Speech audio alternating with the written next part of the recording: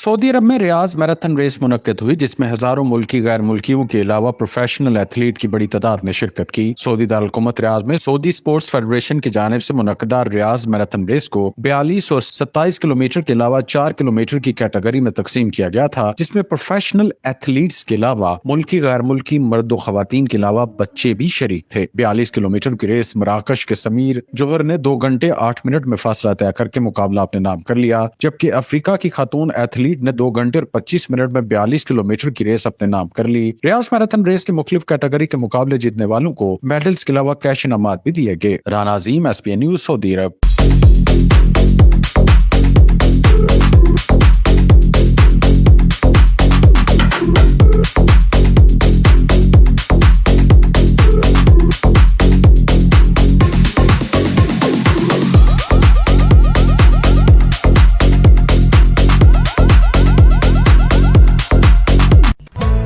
Sitara sweets and bakers 15 साल से आपकी खुशियों को जगमगाने वाला सितारा मक्खन से तैयार करदा स्पेशल बेकरी आइटम्स, फ्रेश और खस्ता फास्ट फूड। सितारा की मिठाई के जायके ऐसे जो आप भूल ना पाएं। बर्थडे और वेडिंग केक तैयार करवाएं जैसा आप चाहें।